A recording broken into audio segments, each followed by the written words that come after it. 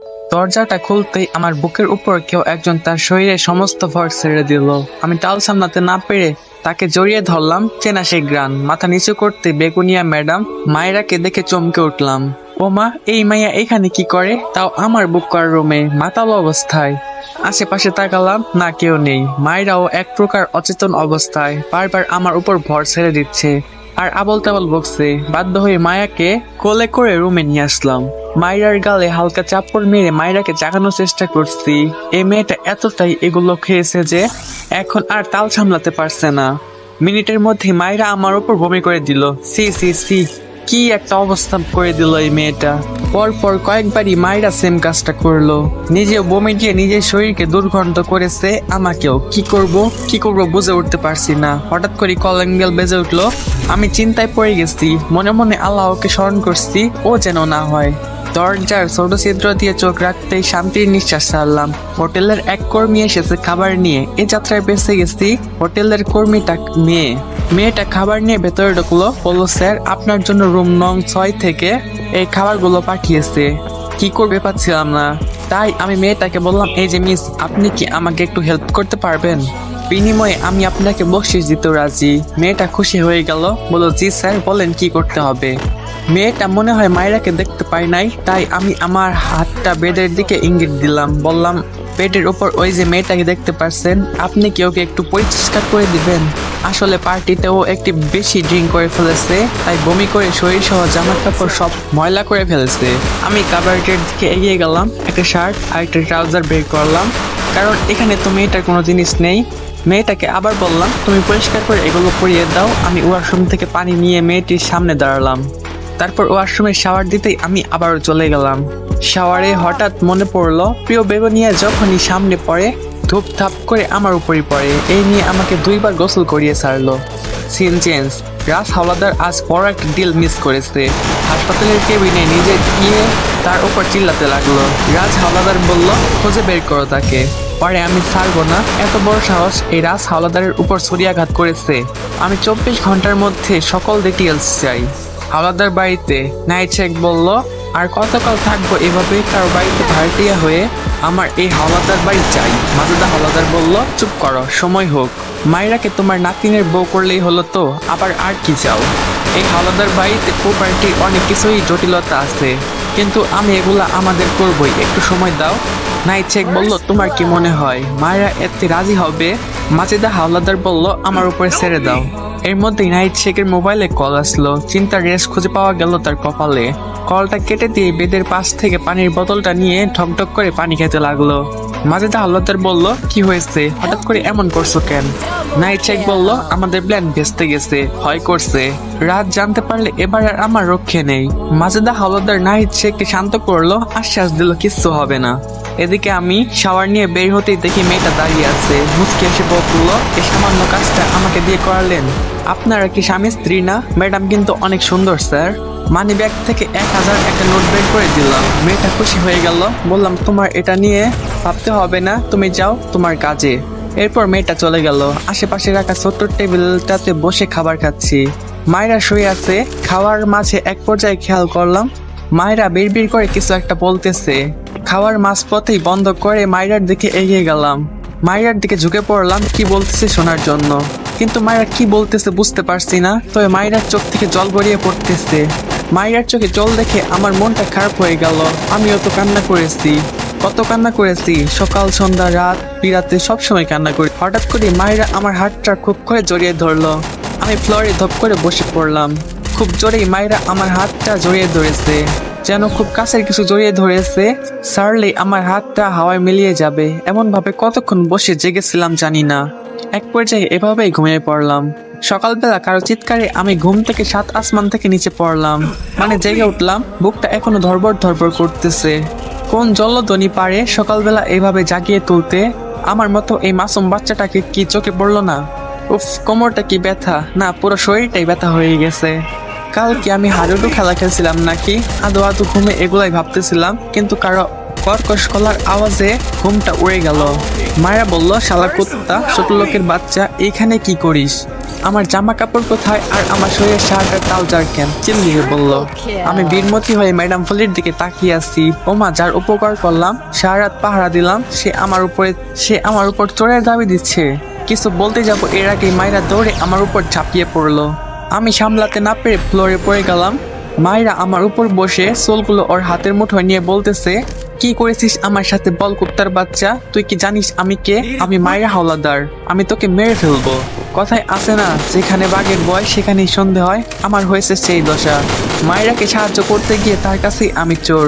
অন্যদিকে হঠাৎ করে দরজা খুলে গেল। ও দাঁড়িয়ে আছে। আমার আর মায়েরাকে এরকম অবস্থায় দেখে চিৎকার করে উঠলো, বললো রেদওয়ান। কিছুক্ষণ ছলা চোখে তাকিয়ে ও চলে গেল।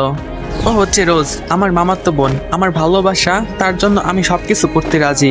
মায়েরাকে আমি আমার উপর থেকে নিচে ফেলে দিলাম। মায়েরা আচমকা নিচে পড়তে নিজেকে সামলাতে পারলো না, ফ্লোরে পড়ে গেল। আমি কোনো মঠে উঠে রোজের পিছে ছুটলাম। মায়েরা সবকিছু বুঝে উঠতে উঠতে রেদওয়ান চোখের আড়ালে চলে গেল। মায়েরা নিজের চুল খামচে ধরলো, রাগে চিৎকার করে উঠলো। আশেপাশে তাকিয়ে নিজের সবকিছু খুঁজতে লাগলো। পার্সটা পেয়ে গেল, পার্সটা হাতে নিল, কাউকে কল দিল। Scene change. 3 দিন হয়ে গেছে, আমি এখনো আমার প্রিয়তমার রাগ ভাঙাতে পারিনি। এই 3 দিন ভার্সিটিতেও যায় নাই। বাধ্য হয়ে প্রমাণ সহ আজ বাড়ি গেলাম। বাড়িতে যেতেই মামা খুশি হয়ে আমাকে জড়িয়ে ধরলো। এটা সেটা কত কিছু বলতে লাগলো। ও বলতে ভুলে গেছি, রাসেল শুধু আমার বন্ধু নয়, আমার মামাতো ভাইও। সুমনও আমার সাথে এসেছে। মামি বলল, তোর সাথে রোজের কি হয়েছে রিত? মামি আমাকে আদর করে রেদওয়ান থেকে রিত বলে। আমি মামিকে বললাম, রোজ কোথায় মামি? ওর সাথে আমার কথা আছে। মামি বলল, ওর যে 3 দিন ধরে কি হয়েছে কে জানে। রুম থেকে বের হয় না, ঠিক মতো খায় না, কথা বলে না। কাল তো আমাকে জড়িয়ে ধরে কান্নাও করেছে। দেখতো বাবা কি হয়েছে আমার মেয়েটার। আমি আর কথা বাড়ালাম না, উপরে রোজের রুমের দিকে চলে গেলাম। এই মেয়ের এই এক যন্ত্রণা, সে কোনো কিছু কম্প্রোমাইজ করে না। কিছু হলেই এমন করবে। আরে আমি তো তাকে ভালোবাসি, তাই না? এখনো কি সে ছোট রয়ে গেছে? সমবয়সী ভালোবাসায় এ কি মিষ্টি ব্যথা। দরজা আবজানো ছিল, আমি ধাক্কা দিতেই খুলে গেল। জানালার পর্দাগুলো দেওয়া, রুমটা অন্ধকার করা। এইভাবে সবকিছু আটকে দিয়ে রুমটা অন্ধকার করে রেখেছে কেন এই পাগলিটা? আমি একটু মজার ছলে কাশি দিতেই আমার বুকে এসে ঝাঁপিয়ে পড়ে ইচ্ছে মতো কেল ঘুষি মারছে আর হু হু করে কেঁদে উঠছে। তো আসসালামু আলাইকুম গাইস, এই পর্যন্তই। এই পার্টটা তোমাদের কাছে কেমন লাগছে অবশ্যই জানাবা। আর গল্পটা যারা এখনো বুঝতে পারছো না, তো আরেকটু ওয়েট করো, আর কয়েকটা পার্ট শোনো, ইনশাল্লাহ তোমরা গল্পটা বুঝতে পারবা। আর হ্যাঁ, আমি কিন্তু এখন বাইরে বসে ভয়েস রেকর্ড করতেছি, তো অনেক নয়েজ আসতে পারে, তো এই নয়েজগুলো তোমরা ইগনোর করো। হ্যাঁ, গল্পটা কেমন লাগতেছে অবশ্যই জানাবা। তোমাদের ওই ভালো কমেন্টই আমাকে নেক্সট পার্ট তাড়াতাড়ি আনার জন্য উৎসাহ জাগায়। তো ভালো থাকবা সবাই, আল্লাহ হাফেজ, দেখা হবে পরবর্তী পার্টে। আমার পাগলিটার মন ঠিক হয়েছে। রোজ যখনই খুশি হয় যেন আমার দুনিয়াটা খুশি হয়ে যায়। প্রিয় হরিণী, তোমাকে ভালোবাসি, সারাটা জীবন না হয় খুশিটুকু তোমাকে দিয়ে যাব। ও আদা এ রেদওয়ান মোস্তফা সরোয়ার ফারুকের। আজ 4র্থ দিন পর আমি ভার্সিটিতে আসলাম। ক্লাসে বসে আছি, এর মধ্যে একজন ক্লাসমেট আমাকে বলল, তুমি এই 4 দিন কোথায় ছিলে? তোমাকে সিনিয়ররা খুঁজছে অনেক। তাছাড়াও মায়েরার দলবল অনেক খুঁজেছে। তুমি কি জানো মায়েরা কেন আত্মহত্যা করতে চেয়েছিল? আমি অবাক হয়ে গেলাম। আশেপাশে তাকালাম, সবাই আমার দিকে অদ্ভুত দৃষ্টিতে তাকিয়ে আছে। কিছু একটা নিয়ে গসিপ করতেছে। নিশ্চয়ই কিছু একটা হয়েছে। এর মধ্যে সুমন প্রতিক্রিয়ায় বলল, আত্মহত্যা? ওই বেয়াদব মেয়েটা আত্মহত্যা করতে গেছে কেন? যদিও আত্মহত্যা করে থাকে তাহলে আমার বন্ধুর কি দোষ? রিত কি ওর সাথে? আমি সুমনকে থামিয়ে দিলাম। এই ক্লাসমেটকে বললাম, এটা কবে হয়েছে আর মায়েরা কি ভার্সিটিতে এসেছে?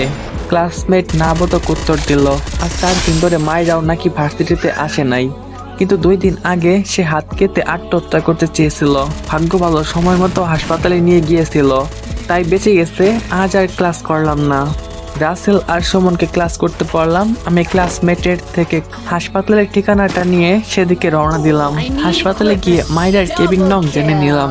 মনে মনে আল্লাহকে স্মরণ করছি। ম্যাডাম ফুলির সামনে যাচ্ছি। আমি যদিও দোষ করি নাই, তবুও আমি যদি আত্মহত্যার কারণ হয়ে থাকি তাহলে অপরাধ বোধ কাজ করছে। আর সে তো একটা মেয়ে। সেদিন রাতে যদি তার সাথে উল্টাপাল্টা কিছু করে থাকতাম তাহলে তো সে বুঝতে পারতো নাকি? কি অদ্ভুত মেয়ের বাবা। দেয়ালের আড়াল থেকেই উকি দিলাম, কেবিনের সামনে কেউ আছে কিনা। আল্লাহ, বেঁচে গেছি, না হয় এই মাইয়া এক খালি বডিগার্ড নিয়ে ঘুরে। কেবিনের দিকে এগিয়ে গেলাম, বুকে এক দফা ধুক মারতে লাগলো। বড় একটা নিঃশ্বাস নিয়ে দরজাটা খুলতেই দেখি মায়া বেডে বসে আছে আর আকাশের দিকে তাকিয়ে আছে। আমি একটু কাশি দিয়ে মায়ের মন আকর্ষণ দেওয়ার চেষ্টা করলাম। মায়ের ধ্যান ভাঙলো না। আর কি অদ্ভুত ধ্যান, নাকি সাধনা। ভেতরে কেউ নেই দেখে শান্তি পেলাম, আবার ভয়ও। সেদিনের মতো আবার না উল্টো পাল্টা বুঝে মৃত কণ্ঠে বললাম, ম্যাডাম মায়েরা কেমন আছেন? মায়ের ধ্যান ভাঙলো, আমার দিকে তাকিয়ে একটু অবাক হয়ে গেল। কিছুক্ষণের মধ্যে দু চোখ ভরে জলের দেখা পাওয়া গেল। বলল, তোমার সাথে আমার কি শত্রুতা ছিল? কি ক্ষতি করছিলাম আমি? আমার সবকিছু এভাবে কেড়ে নিলে কেন? জানো তো, একটা মেয়ের তার সবকিছু হলো তার ইজ্জত। খুবই রাগ হলো, একটু চিল্লিয়ে বললাম, স্টপ। আমাকে কি আপনার চরিত্রহীন মনে হয়?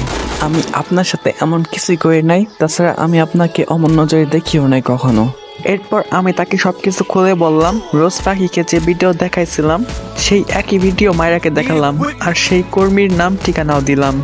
বললাম, ম্যাডাম মায়েরা, আপনি চাইলে এই মেয়ের সাথে কথা বলতে পারেন। উনি আপনার জামা কাপড় চেঞ্জ করেছে, আমি তখন শাওয়ারে ছিলাম। আপনার তাও যদি মনে হয় আমি কিছু করেছি, হাসপাতালে একবার গিয়ে নিজেকে টেস্ট করিয়ে দেখতে পারেন। আপনার মতো মেয়েরা যেখানে সেখানে মদ খেয়ে মাতলামি করবে, কোনোভাবে কেউ সাহায্য করলে তার দোষ। এখন আত্মহত্যা করেছেন, যদি সময় মতো না আনতো দোষটা আমারই থেকে যেত। খুব তীক্ষ্ণা আর ঘৃণা নিয়ে এই কথাগুলো বললাম। মায়েরা এখনো মাথা নিচু করে আছে। হঠাৎ করে আমার নাক বরাবর ঘুষি পড়তেই আমি একটু দূরে দেওয়ালের সাথে ছিটকে পড়লাম। সাথে সাথে আরো দুই একটা ঘুষি এসে লাগলো আমার শরীরে। আমি পাল্টা কিছু করব তার আগে মায়েরা চিৎকার করে উঠলো।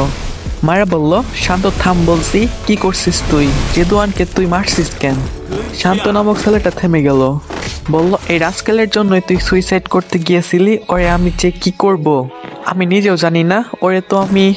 মায়েরা বলল, তোর এই স্বভাব আমার পছন্দ না। আমি যা করার করেছি, তাছাড়া ও দোষী সেটা তোকে কে বললো? আর আমার নাক থেকে গড় করে রক্ত বের হচ্ছে। নাকটা ধরেই মায়েরাকে বললাম, আসি ম্যাডাম ফুলি, আপনি ভালো থাকবেন। আর কিছু বলতে না দিয়ে চুপচাপ দ্রুত কেবিন থেকে বের হয়ে গেলাম। ফ্ল্যাটে বসে আছি। রাসেল আমার এই অবস্থা দেখে রেগে আছে। কেন আমি উল্টা ওই ছেলেকে মারি নাই? আমি তো এমন নয়।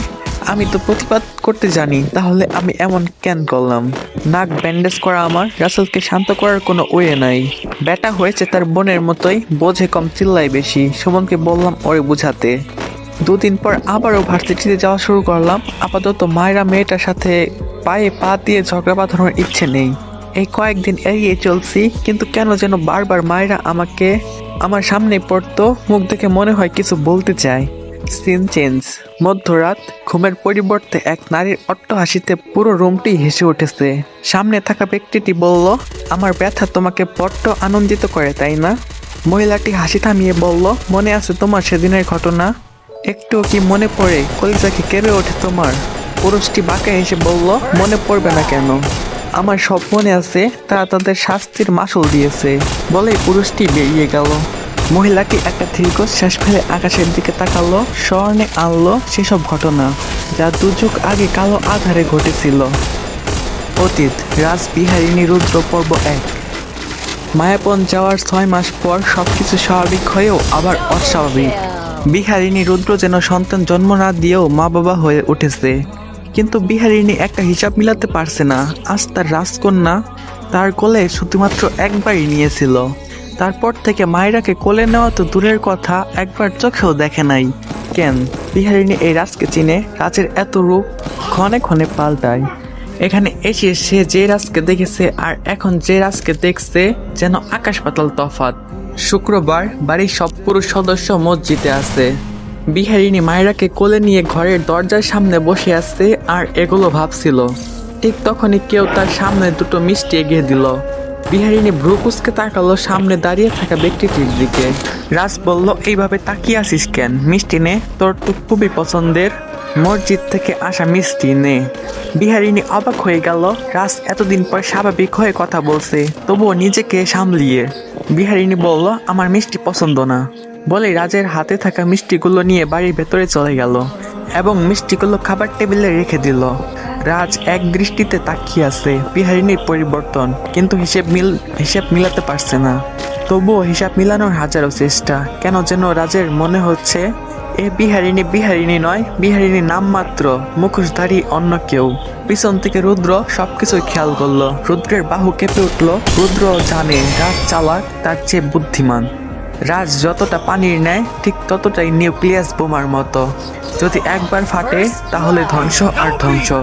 ভোর রাত, বিহারিণী ধরপড়িয়ে উঠল। পাশে তাকিয়ে দেখলো রুদ্র ঘুমিয়ে আছে। বিহারিণীর মুখ ভর্তি ঘাম আর ঘাম। এর মধ্যেই ফজরের আজান দিল চারিদিকে। বিহারিণী তার দেখা স্বপ্নটি নিয়ে ভাবছে। একটা মেয়ের চেহারা বারবার ভেসে উঠছে, যে অন্যের বাঁচাতে নিজের জীবন আগুনে উৎসর্গ করে দিল। চারিদিকে আগুন আর আগুন। বিহারিণীর মনে হচ্ছে এই মেয়েটি সে, আর চারপাশে তাকাচ্ছে। ঘন ধোঁয়া তার শ্বাস বন্ধ করে দিচ্ছে। এক পর্যায়ে সে জ্ঞান হারিয়ে সেখানেই পড়ে গেল। তারপরই ঘুম ভেঙে গেল। বিহারিণী এমন স্বপ্ন দেখে মাথাটা ধরে বসে আছে। খুবই ব্যথা। কোনো মতে রুদ্রের বাহু বন্ধন থেকে নিজেকে মুক্ত করে নিয়ে ওয়াশরুমে চলে গেল। শাওয়ার শেষ করে নামাজ পড়ে নিল। তারপর রোজকারের মতোই রান্নাঘরের দিকে রওনা হলো। এই বাড়িতে এখন কেউ কাজ করতে আসতে চায় না। আগের কাজের মেয়েগুলো চলে গেছে। ওই কাণ্ডগুলো ঘটার পর এখন বিহারিণীকেই এক হাতে সবকিছু সামলাতে হয়। বাড়িটা বড্ড ফাঁকা, আর ভুতুরে মনে হয় বিহারিণীর। বিহারিণী বাচ্চার জন্য দুধ বসিয়ে বাকি কাজগুলো করছিল।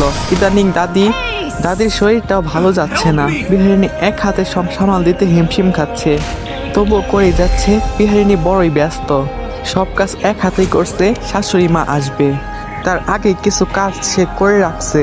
হঠাৎ করে একটা সূক্ষ্ম পুরুষালী কণ্ঠ ভেসে এলো। বলল, বিহারিণী, আজকে কি দিন তুই কি জানিস? তুই তো রোজবারের মতো সেখানে যাবি।